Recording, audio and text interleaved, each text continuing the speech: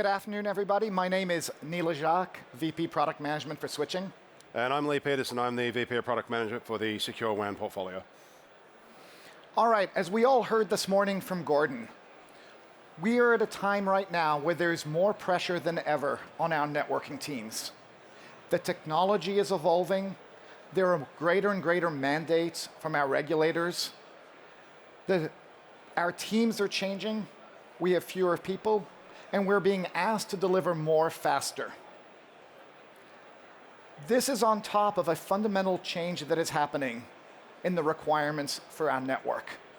Probably the biggest of which is a change in the fundamental network patterns that we observe, where for the last 15 years, we mostly had to think about north-south traffic, the advent of AI agents, robotics, and all of the other devices on the network mean that we're seeing more and more east-west traffic and having to protect against that.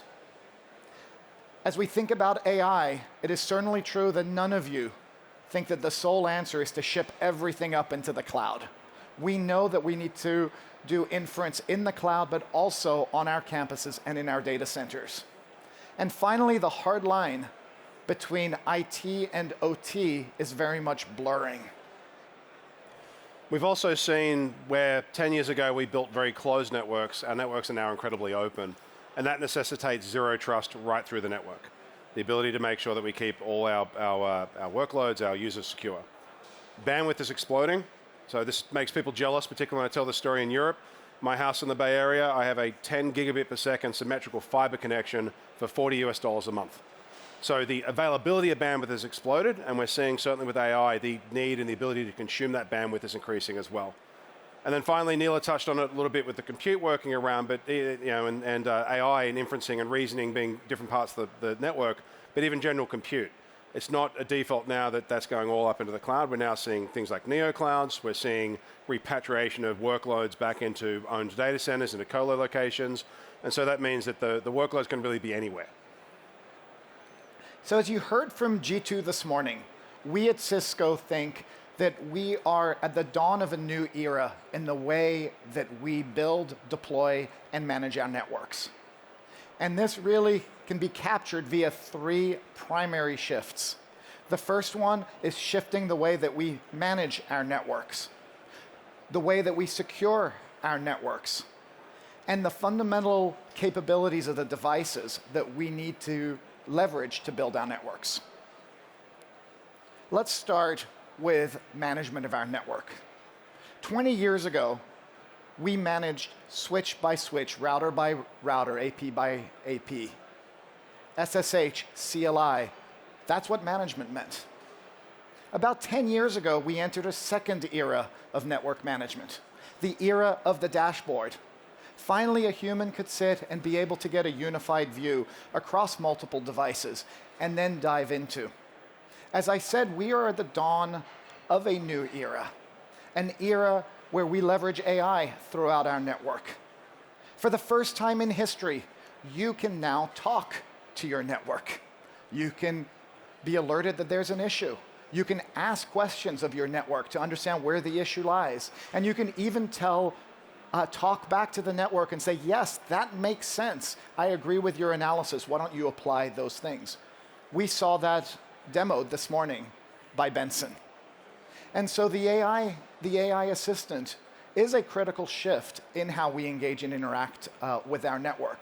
Last year, the number one question that I got from all of you was, hey, that sounds great, but will I only be able to access that if I'm doing cloud management? And we said, no. Regardless of how you manage your network, you should be able to leverage an AI assistant. You also heard this morning about the importance of delivering greater and greater levels of automation in our network. That's true for day zero. More and more of our European customers do not want to put someone on a train and then drive through small country roads to have a networking expert just to light up a new site.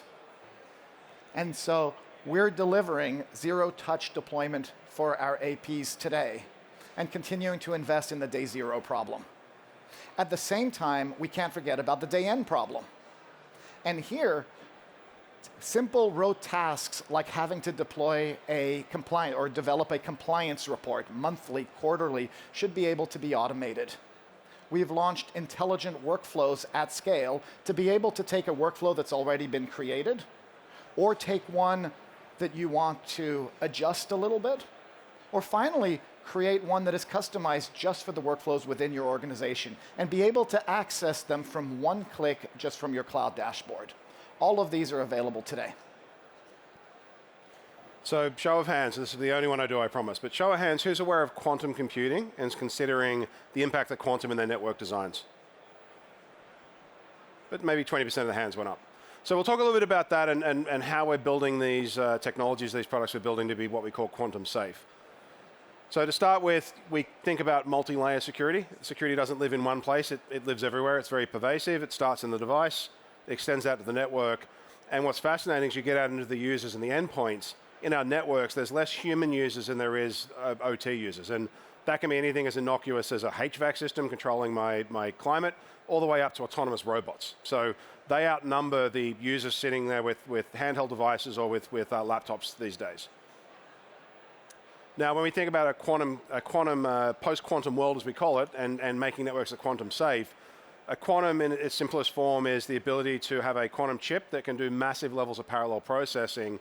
That means effectively the security methods we use today become somewhat obsolete. Its ability to do parallel processing and crack the techniques we use today is coming, and it's sort of referred to as Q day, the day where a quantum chip that can be used for those workloads is available. And some researchers say that could be 5 years away, some say 10 years. But the reality is, investment decisions you're making today in your network, you have to consider a decade out what the threat landscape might look like. So for us, it starts with how do we physically secure these devices? And even that has multiple layers of it itself. So making sure that from just a pure SoC perspective that the chips are secure, that somebody couldn't use a quantum processing technique to be able to compromise those chips and be able to sideload code and be able to access things within the device and tamper with them. Even something as simple as physical security, making sure that if somebody does pop the case open on one of our devices, that we send an alert to say, hey, somebody's physically tampering with this device. So it's from very simple to very complicated techniques to securing these devices, what we call a quantum safe boot process. And that's built into all of our next generation products, making sure that they're ready for those quantum attacks, ready for Q day. Secondly, we now want to secure the data that's in transit. So there is a concept of called harvest now, decrypt later. And so that's the scary thing, is that there is bad actors out now gathering all this data, knowing they have no ability to decrypt it today, but hoping that at some point in the future they do. So very based on standards, a lot of which are driven out of the CSNA standards, which is the NSA in the US, the NIST bodies. We are active participants in developing these standards, but ensuring that as we think about data that's in transit, that we also have those same abilities to use very strong ciphers, to use quantum-proof key exchange to make sure that we don't get the data compromised in transit as well. And across different techniques, MACsec, IPsec, the technologies we use within our SD-WAN, any of the products, the next generation products you buy today are ready to be able to be upgraded to be quantum safe in the future. And you'll see increasingly, it starts with government departments, three-letter agencies, departments of defense, what have you, financial services, health, anywhere where basically a compromise of the security and of the data would be devastating. And we want to make sure that we're building the networks that are ready for this future. And as I said, Cisco's really leading the way here and driving these standards as well. One of the things that we're starting to see, and I'm hearing a lot from our customers, is how what we're actually protecting is shifting dramatically. I was recently talking to a European customer that came and visited us out in San Jose, and they are seeing more and more industrial robots in their environments. Well, it used to be that an industrial robot either talked directly to one control system or needed to talk back up to be able to get a download of a new firmware update, but that was about it.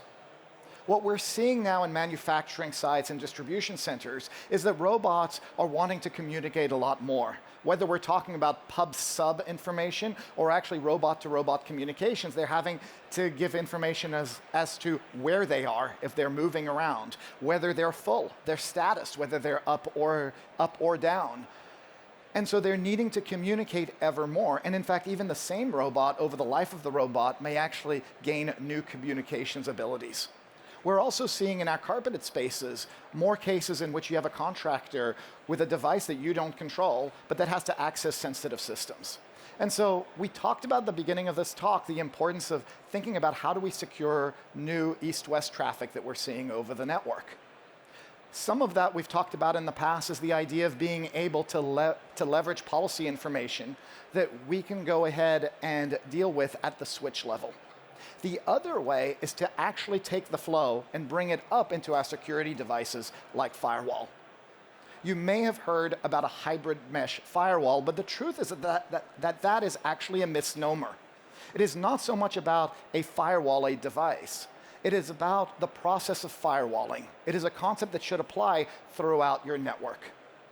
And so I'm excited to tell you that we have released a key technology, something called SSI, Security Service Insertion, that allows us to be able to say, hey, here is some communication between two things within a microsegment, maybe two robots, maybe two people. And I want to make sure that I examine all of that traffic. So I'm going to take that traffic, I'm going to route it up into a firewall, and automatically make sure that I can manage that flow back. By being able to have the deep packet inspection that I may want to have, now I can be sure that these two robots that if someone hacked into could really cause a lot of damage, that I have eyes on it and I'm able to control what they're doing. So there's a lot that we're doing at Cisco to think about how to fuse security deep into the network. And I specifically want to take this one level deeper. Some of you may have seen recently Anthropic did a white paper where they were able to demonstrate that someone leveraged the Claude AI to be able to do an attack where they're able to go and access information within a network. And they published exactly how this was done via an MCP server. The question that I got from most of our customers was, could you see that? Could our customers see that and actually stop that kind of attack? And the answer is yes, and I'd like to invite my friend Matt up here to go and give a demo about how you could spot and prevent that attack with technology that you likely have today in your network. Okay, so in a second. Once we get our demo onto the screen. There we go. All right, so challenged with replication of the Claude attack, here we go. Or it's not really Claude attack, but in this environment, or in this scenario, we have a suspicious or malicious user that has decided they want to do a little bit of vibe hacking. And so they have connected their Claude desktop to an MCP server. We're going to check to make sure we're connected. We have these set of penetration tools available to us. The next step is to do a little bit of, we'll call it prompt engineering to try to get Claude to act as a nefarious individual on behalf of our user. So we're going to ask it to make use of these tools to begin to attack another host inside of the organization. And with that, Claude begins its effort. It's pretty straightforward. Now the question is, do we detect this? Yes. So here we are, we're flipping over into the network management dashboard. We can actually see that this particular attack has been detected.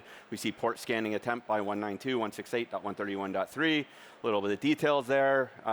And from here, we can click a little bit deeper into the security dashboard to actually see the details behind the attack. And so what we have done is through the collection of telemetry from the environment, so from the network, we collected all the different network logs, security logs, et cetera.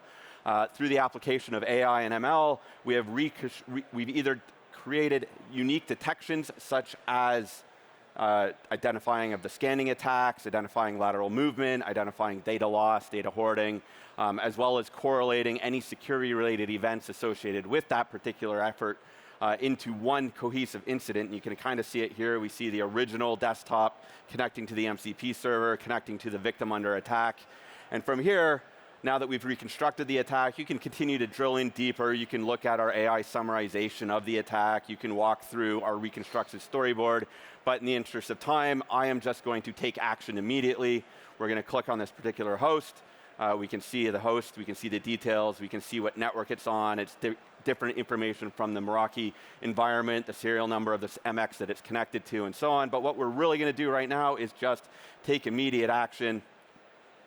Click on our little drop down, and we will reassign this user into the suspicious user security group tag which will then allow the network to enforce, using SSI, as Neil was just mentioning, new sets of policies against that user and redirecting that traffic to firewall and so on for additional sets of security controls. And with that, that's the demo. Thank you, Matt. All right, so as you see, this idea of embedding security deeply in the network isn't about one thing, one technology, one approach. It's about multiple technologies all working together to be able to ensure that no packet flows over your network without having the ability to enforce policy at the network level. And now this brings us up to the third area that we said we're going to talk about, which is scalable devices for this new age of AI. So last year at Cisco Live in the United States, as G2 mentioned this morning, we unveiled a whole new class of hardware built specifically for this new era. And what you see from us here, and you will continue to see from us at each of these events, is that we continue to fill out and refresh and do refreshes across our full set of devices. Today we'll talk a little bit about the next generation of the world's most deployed network OS, iOS XE. We'll talk about new models of secure routers, a new model of our game-changing campus gateway, as well as some new innovations around our firewalling, as well as our wireless and industrial IoT portfolio. But I want to start by talking about, given I come from the switching side, my favorite, of course, our two brand new switches that came out last year, if my clicker will actually work. Here we are. I'm super excited about the Cisco C9350. Not only is it the world's most powerful, lowest latency, most advanced access switch, but it is a switch that doesn't ask you to make a decision up front whether you want it to be cloud managed or managed on-prem. It has PQC, as we talked about, built deeply into the switch. It leverages the most advanced ASIC chip, the Silicon One chip. And as you keep finding out, there are detail after detail that's been thought about to deliver the ultimate resilience in your network. We also announced the granddaddy of them all, the Cisco C9610, the most powerful core switch in the world. As I mentioned, it is not just about the hardware, but it is actually about what is running on the hardware. iOS XE is by far the most deployed network OS. And I'm excited to say that this year with iOS XE 26, we've taken a huge leap forward. One of the big areas that we mentioned at the beginning is the importance of resiliency. We've gotten to a place in which your network matters more than it ever has, and you can't tolerate any downtime on your network. Whether that downtime is caused by an outside attacker, which is why we protect it against PQC attacks, or from yourself having to go ahead and upgrade that switch because there's an attack that you need to protect from. One of the key features of the 9300 series is the ability to have very limited downtime on an upgrade. Initially, it was a few minutes, then it went down to 30 seconds, then 5 seconds, and I'm so excited to tell you that we're now down to the sub-second level on an upgrade of your switch, thanks to XFSU. But you know what? In many cases, we can protect you without even having to upgrade your switch. Thanks to Life Protect, which you can go get a demo of from the data center team right now, which you will see in the campus by the end of the year. With Life Protect, we can leverage eBPF technology to see that an attack is happening in real time and either alert you of that attack or, in fact, block it. This is on top of a whole set of small changes, as I talked about, including one that's really important, which is we will no longer enable you to do unsafe things on your switch, like using unsafe protocols in the future. First, we'll alert you that you're doing it now, and then later we'll just block all of those. So many great things. You should double-click into this. Go get a demo of some of these changes in iOS XE 26.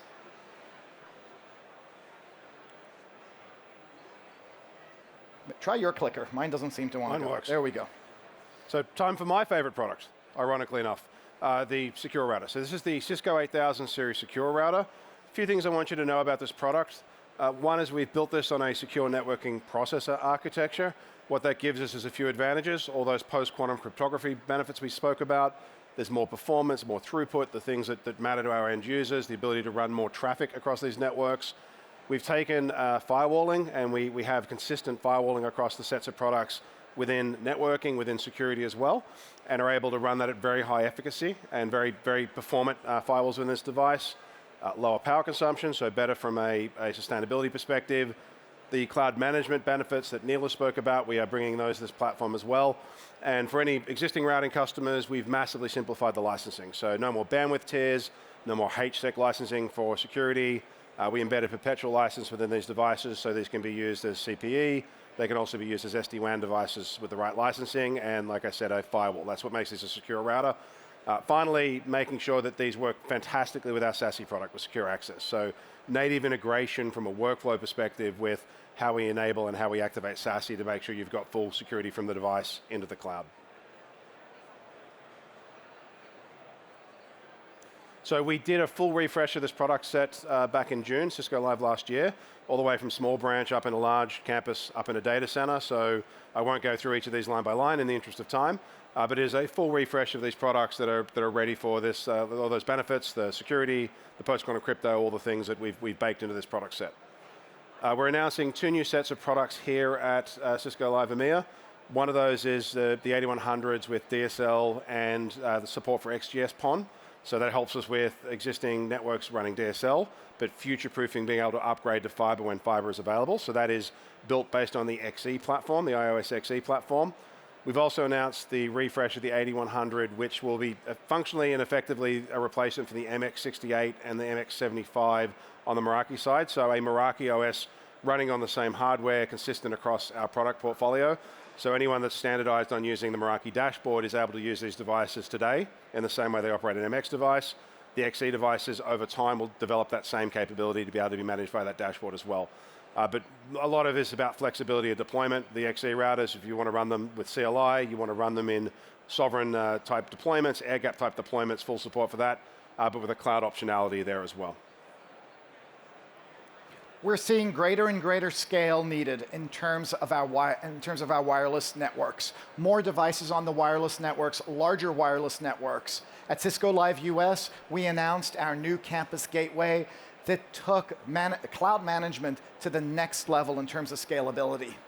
Many of our customers asked for a smaller version of that.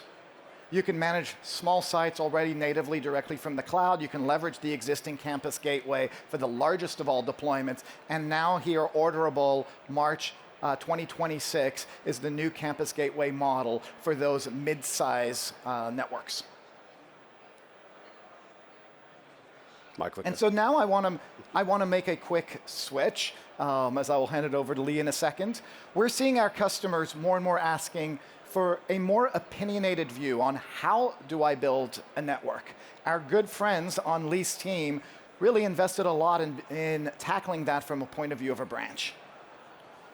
Yeah, so we think about branch locations. These are critical. This is where you have a bad experience in a branch location, you can't pay for something you're trying to order, you're going to walk out of that store. Cash is less and less something we carry in our pockets. So it's absolutely critical that we get these networks right and we build them in a way that they have maximum amounts of availability and resiliency at those branch locations. There is a terminology that gets used called coffee shop networking. Doesn't that sound simple? A coffee shop, it's some SSIDs and some switching and maybe some VLANs, and that sounds very easy. Try and do that 1,000 times. Try and do that 10,000 times. That's the sort of scale that we're operating at, and where we want to make sure we focus on having techniques for deploying at scale, managing at scale in a consistent and secure way.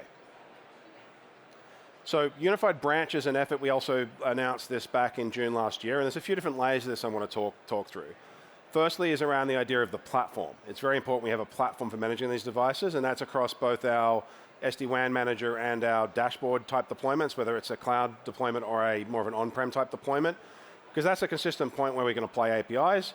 And the technique we're using around this, and I'm going to bring somebody on stage to do a demo of this in a moment, is using Terraform. Terraform has been an automation framework used in data center for a long time, where we're bringing it to the branch, the ability to logically deploy and manage branch locations and effectively express configuration the same way we express code, which then means you manage this the same way you manage software, in terms of the workflow, in terms of the ability to deploy, to test, to do pre and post validation, to do rollback if there's a problem. So a very powerful set of tools that anyone that's worked in data center is probably familiar with, extending that out. We also have the ability to do that natively within Dashboard itself as well. So getting to true intent-based networking, literally just writing, please deploy me 10 branch locations based on the validated design, and have an agentic approach, have the agent run in the background, take care of that deployment, all managed through workflows. And so depending on where the technical capabilities are, depending on what you're trying to achieve, both valid options. Across not just routing, my set of products, but also across switching and Wi-Fi to manage very consistently. Finally, we document all this in what we call the Cisco validated design. So we test and make sure that these things work, they'll operate the way you want. These are open source approaches. These are things you can go now today and download the Terraform provider for the network. We have a first party provider that we support, but if you look in there, fascinatingly, a large coffee company, which I won't name, that you've probably all heard of, is the biggest user of this. They've actually published this open source, and you can use their provider. Our provider is a little bit more extensive, but ability to do it open source, but also get support from us as well. We have CX services to help with deployment, with management, with learning how to do this yourself. So it's all there, and we're going to continue to build this out across different types of branch locations and across different verticals. Because a healthcare branch is not the same as a coffee shop, which is not the same as a big box retail. So I'm going to bring Simavir up on stage to give us a demo of this. Thank you, Lee. So folks, before I kind of jump into the demo, right, let's imagine a typical day in the life of an IT admin, right? My organization's growing. I've been tasked to deploy new branches, right?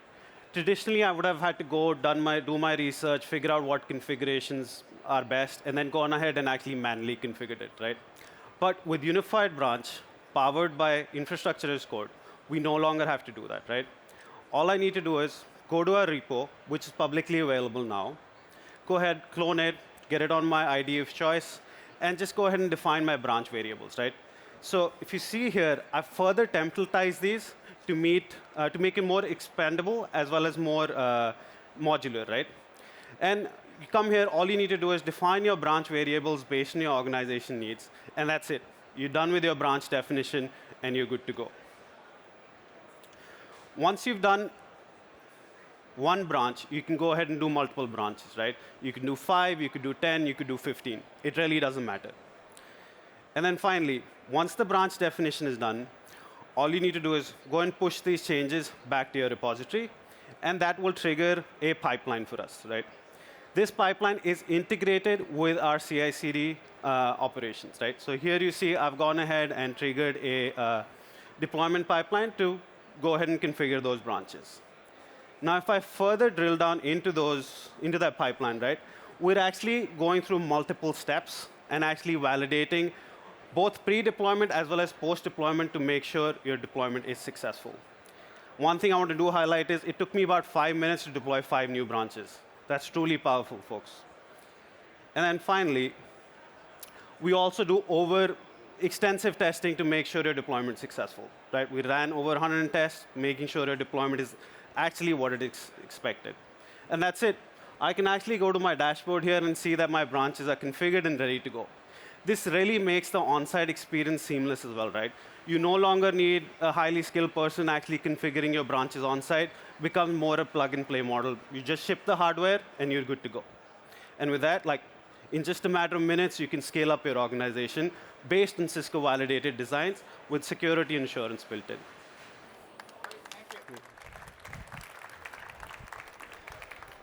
So when we launched this, the feedback was phenomenal. People love the ability to have everything at the click of a button. The next question, obviously, is if I'm refreshing my network over the next 5 years, what does the next generation network look like? What are the components? There are 4 primary components. We talked about the infrastructure layer. We talk about scalable network segmentation, so you can do micro and macro segmentation. We touched on hybrid mesh firewalling, and of course the last part, whether you're leveraging SSC or SD-WAN, is zero trust access. All managed by agentic ops, all unified with our data center portfolio by common policy. How can you find out more? So please go see the future-proof workplaces. We have those unified branch demos there. Go look at our next generation routers. And we have a brand new solution brief for the secure campus network that you can get by scanning that QR code. And with that, thank you. Thank you, everybody.